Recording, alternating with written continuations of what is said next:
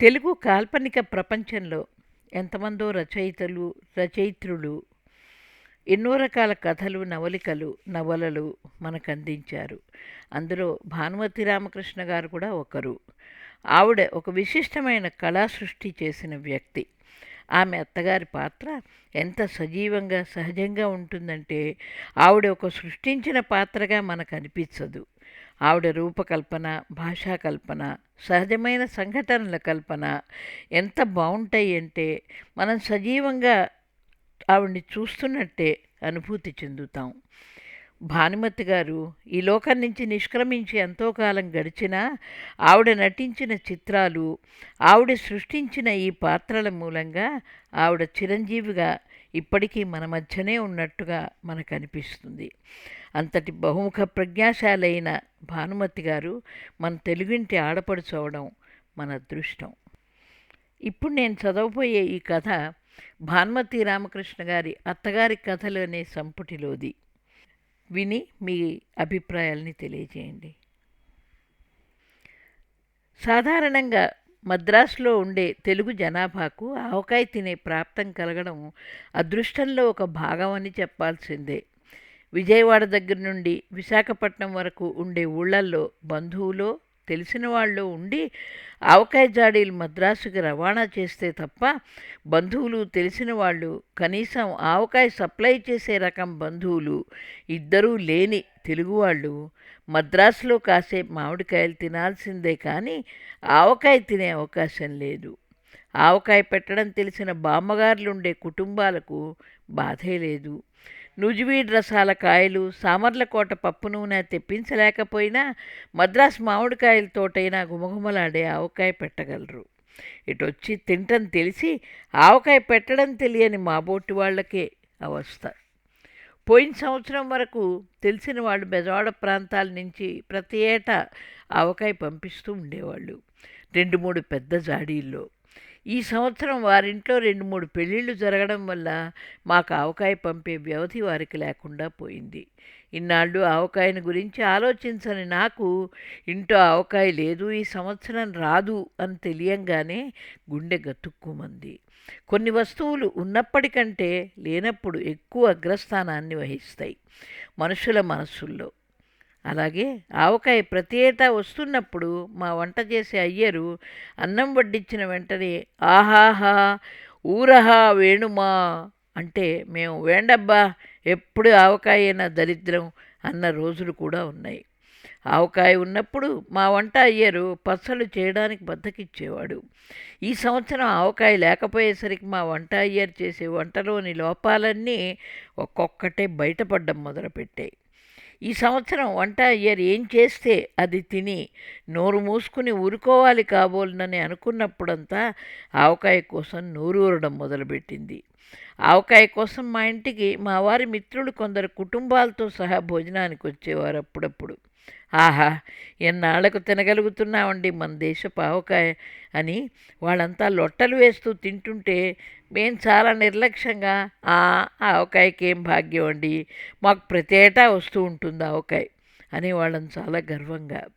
ఆ వచ్చిన వాళ్ళందరూ సగం జాడి తినేసి సగం జాడి ఇంటికి పట్టుకుపోయేవాళ్ళు తలా కాస్త. అయినా అంత ఆవకాయ పట్టుకెళ్ళిపోయారే, ఈ సంవత్సరం మన ఇంటికి చాలుతుందో లేదో అని నేను అనుకుంటుంటే అబ్బా చాలకపోతే పోనిస్తూ ఎంతని తింటాం ఆవకాయ, నాకు వద్దనే వద్దు, నీకు కావాలంటే మిగిలిన ఆవకాయ దాచిపెట్టి తింటూ ఉండు అన్నారు మావారు ఎగతాళిగా. అలాంటి మావారు ఈ సంవత్సరం ఆవకాయ ఇంట్లో లేదని తెలిసిన తర్వాత తను ఏమన్నది కూడా మర్చిపోయి అయ్యర్గారు చేసే ఈ పచ్చళ్ళు తినటం చాలా కష్టం, ఆవకాయ ఉంటే బాగుండేదనటం మొదలుపెట్టారు. మా అత్తగారు మడిలో ఉంచిన నిమ్మకాయ ఊరగాయ తప్ప ఇంట్లో వేరే ఏ ఊరగాయ లేదు. మా అత్తగారు కారం లేని నిమ్మకాయ ఊరగాయ తింటుంది. మాకది సహించదు. అదే ఆమె మడితో ఒక మూల దాచిన బూజు పట్టిన నిమ్మకాయ జాడీని ఎవరూ ముట్టుకోకపోవడానికి కారణం. మా వారు ఒకరోజు మధ్యాహ్నం భోంచేస్తూ ఉండగా కొడుకు ఆవకాయ లేదని పలవరిస్తున్నాడే అంటూ ఎంతో ప్రేమగా మడి నిమ్మకాయ ఊరగాయని తెచ్చి కొడుకు కంచంలో వడ్డించారు మా అత్తగారు. కొడుకు ఆ నిమ్మకాయ ఊరగాయను ముట్టుకోకపోగా కంచంలోంచి తీసి కింద పడేశారు. మా అత్తగారు చూడలేదు కానీ చూస్తే చాలా నొచ్చుకునేది పాపం. తర్వాత నన్ను అడిగింది, అబ్బాయి ఊరగాయ ఎట్లా ఉందన్నాడే అని. చాలా బాగుందన్నారు, కానీ ఆవకాయ ఊరగాయ అంటేనే ఆయనకి ఎక్కువ ఇష్టం. ఈ సంవత్సరం ఆవకాయ రాలేదే, ఏం చేయడం, ఎవరిని అడగడం అన్న దిగులు పట్టుకుంది అన్నాను. "ఆ, నీదంతా చోద్యమే మరీను. ఎవరినో ఎందుకు అడగడం? ఆవకాయ పెట్టడం ఏం బ్రహ్మ విద్య గనకనా? తెలియకడుగుతా. అయినా అంత కారం అంత నూనె వేసిన ఆ ఉత్తరాది వాళ్ళ ఆవకాయ మీరంతా లొట్టలేస్తూ తింటుంటే నా కళ్ళ వెంట నీళ్లే కారతాయి. అయినా మనకెందుకులే అని నేను ఊరుకుంటున్నాను. అసలు అంత కారంగా ఉండే ఆవకాయ తింటే మీ ఒళ్ళు గతి ఏం కాను ఉంటా? ఏదో వారికి ఇష్టం" అన్నాను నేను. "నే పెట్టిస్తానుండు ఆవకాయ" అన్నారు మా అత్తగారు దర్జాగా కూర్చుంటూ. నా ప్రాణం లేచొచ్చినట్టయింది. "అంతకంటేనా? మీరు కనుక ఆవకాయ పెడితే ఇంక మనకు ఆవకాయ లేదన్న లోటే ఉండదు ఈ సంవత్సరం" అన్నాను సంతోషంగా. "ఆ, నీదంతా చాదస్తమే మరీను. ఏ సంవత్సరమైనా మన ఇంట్లోనే పెట్టుకోవచ్చు ఆవకాయ. ఏం బ్రహ్మ విద్య అంటాను. నిమ్మకాయ ఎంతో ఆవకాయ అంతే" అన్నారు తేలిగ్గా మా అత్తగారు. "అంతే అంతే" అన్నాను. ఆవిడేమన్నదో అర్థం కాక నేను. కానీ నాకు సందేహం కలిగింది. మా అత్తగారి పుట్టినీళ్ళు చెంగల్పట్టు, మెట్టినీళ్ళు నంద్యాల. ఆవకాయకు మా అత్తగారికి ఎలాంటి సంబంధం ఉంటుందా అని చాలాసేపు ఆలోచించాను.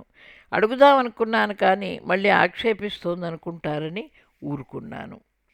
"అయితే ఏమేం వస్తువులు కావాల్సి ఉంటాయి ఆవకాయ వేయడానికి" అని అడిగాను, తెల్ల కాగితం పెన్సిలు చేతపుచ్చుకుని ఆవిడ గారి గుమాస్తాలాగా. వెంటనే మా అత్తగారు కాలు మీద కాలు, మూతి మీద వేలు వేసుకుని ఒక్క క్షణం ఆలోచించారు. "మామిడికాయలు కావాలిగా" అన్నాను, మా అత్తగారు ఆలోచనకు అంతరాయం కలిగిస్తూ. "అబ్బే ఎందుకే" అన్నారు అలక్ష్యంగా సప్పరిస్తూ. నేను తెల్లబోయి ఆవిడకేసి చూశాను. 15 ఎకరాల మామిడి తోటలో మనం ఉంటూ లక్షణంగా కాసే మామిడి చెట్లు పెట్టుకుని ఇంకా కాయలెందుకే ఇంకా మనకు అన్నారు చిరునవ్వులు ఒలకబోస్తూ. "అయితే మన తోటలోని పళ్ళకాయలే వేస్తానంటారా ఆవకాయ" అన్నాను. "ఓ, బేషుగ్గా వేయచ్చు. ఆవకాయకు కావాల్సింది మామిడికాయే కదా. ఏ కాయ అయితేనే? మన తోటలో దక్షిణం వేపు చెట్లన్నీ భేషైన కాయలు కాస్తాయి. పడమటి వేపు చెట్లు ఎంత కండగల కాయలు అనుకున్నావు? పోయిన సంవత్సరం తోటంతా విరక్కాసే కాయలు. మరి 400 కాయలు ఎక్కువ చెప్పి కౌలుకివ్వవే అంటే నువ్వు విన్నావు కాదు. వాడికి ఎంత లాభం వచ్చిందో తెలుసా? మన తోటవాడు చెప్పాడు. ఈ సంవత్సరం అంతే, వాడికి ఇంకా లాభం వస్తుంది. అట్టా కాసింది తోటంతా. పోన్లేండి, ఏటా కౌలుకు తీసుకునేవాడు 4 డబ్బాలు సంపాదించుకొనియండి, పై సంవత్సరం అడగచ్చు ఎక్కువ డబ్బు అన్నాను. "ఆ, ఇస్తాడు. మళ్ళీ ఏ నష్టమో వచ్చిందంటాడు.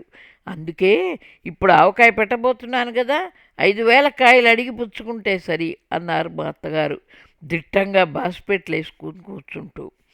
"అయితే 5,000 కాయలు ఆవకాయ పెడతానంటారా?" అన్నాను ఆశ్చర్యంగా.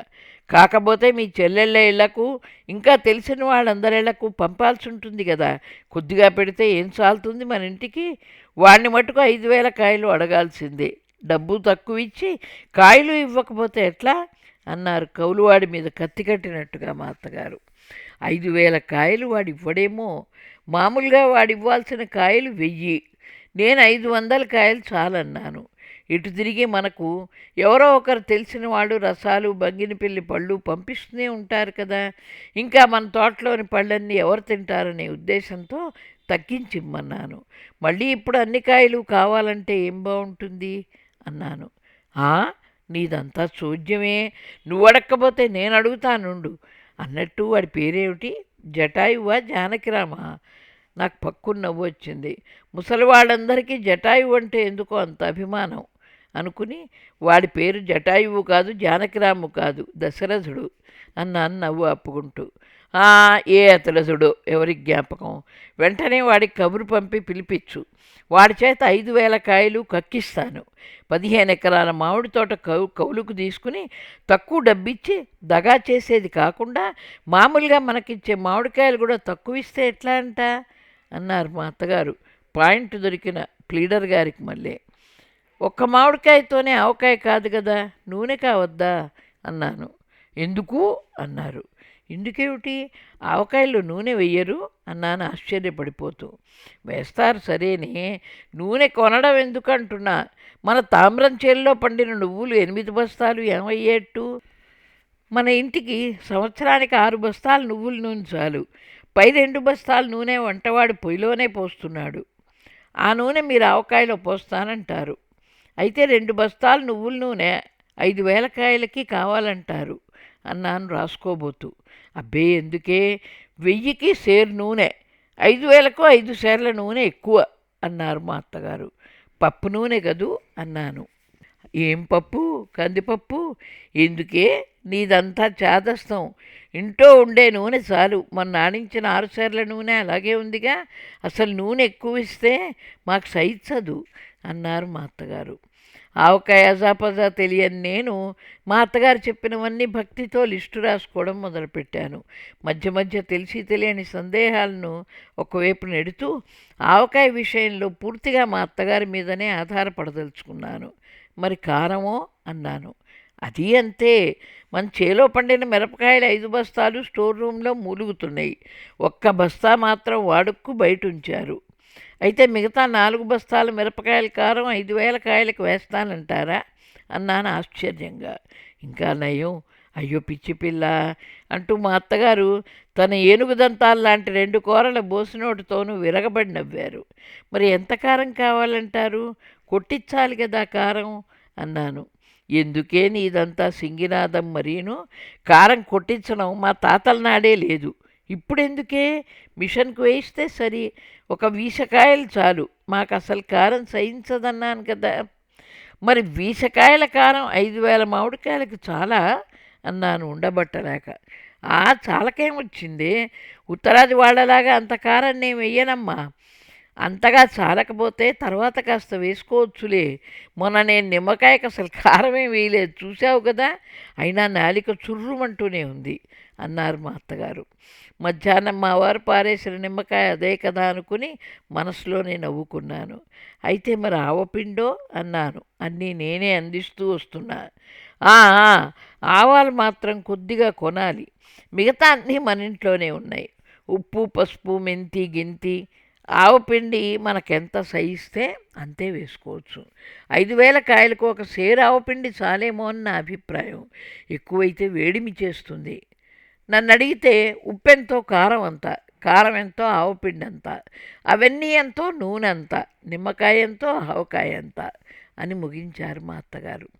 ఆవిడ చెప్పినవన్నీ శ్రద్ధగా రాసుకున్నాను కాగితం మీద. అన్నట్టు ఆ కౌలువాడి పేరేమిటో మర్చిపోయాను. వాడిని పిలిపించు తక్షణం. వాడితో మాట్లాడో పోట్టాడో 5,000 కాయలు తీసుకున్నదాకా నిద్ర పట్టదు నాకు అంటూ లేచి గోల్కొండ వ్యాపారుల గోచి సరిచేసుకుంటూ వంటింటి వైపు వెళ్ళారు మా అత్తగారు. నేను అత్తగారి ఆజ్ఞానుసారం మామిడి తోట కౌలుకు తీసుకున్న దశరథుడికే కబురు చేశాను. దశరథుడు చేతులు కట్టుకుని వినయంగా వచ్చి మా అత్తగారి ముందు నిలబడ్డాడు. నేనంటే మరీ ఏడ్చిపోతాడని పులి ముందు మేకపిల్లను వదిలిపెట్టినట్టు మా అత్తగారి ముందు దశరథుడిని వదిలి నేను వెళ్ళి వంటింటి ముందున్న వడ్ల బస్తా మీద కూర్చున్నాను. మా అత్తగారు హైకోర్టులో వాదించే లాయర్లకు మళ్ళీ దశరథుడితో వాదిస్తోంది.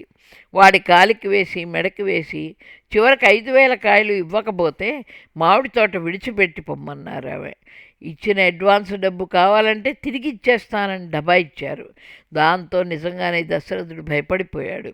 అయితే అమ్మగారు, 5,000 పళ్ళు అయితే నేను ఇస్తాను, అప్పుడప్పుడు కాయలేం చేసుకుంటారు తల్లి అన్నాడు భయపడుతూనే దశరథుడు. ఆవకాయ వేస్తానురా, ఆవకాయ. అయినా ఏం చేస్తామో నీతో చెప్తేనే ఇస్తావా కాయలు అని గద్దించడిగారు మా అత్తగారు. అది కాదండి అమ్మగారు, 5,000 పళ్ళు వేస్తారా, కాయలుగా కావాలా అని అడిగానండి.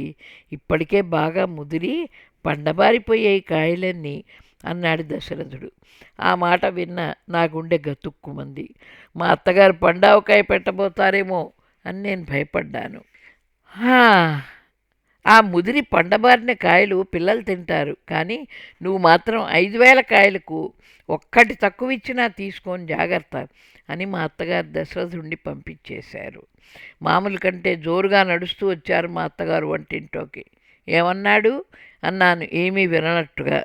ఏమంటాడు, కుక్కిన పేనల్లే దక్కిస్తూ ఇస్తాడు 5,000 కాయలును.